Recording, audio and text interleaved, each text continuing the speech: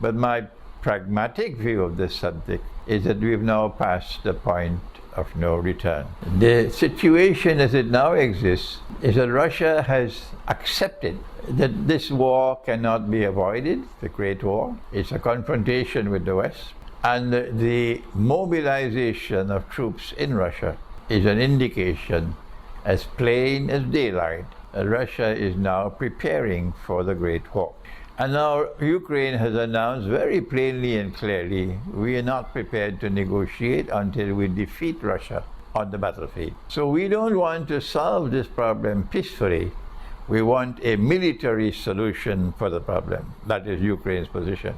The Western world, they are arguing, based on the United Nations Charter and based on international law, that borders of states are sacrosanct, that you can have no violation of the territorial integrity of a state, that if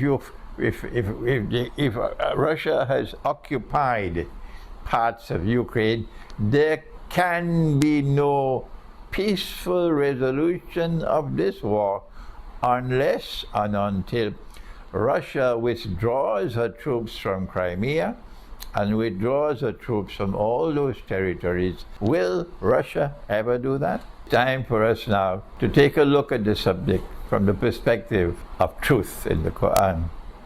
Politics and economics and law, as taught by the Western world, are devoid of any moral foundation. There is no link between politics and morality, between economics and morality, between law and the moral order.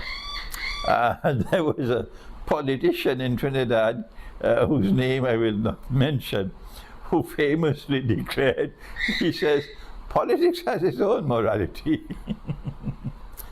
So it's a very famous comment. Politics has its own morality. So I was astonished in the classroom to see it was devoid of the moral law in politics, in economics, and in international law.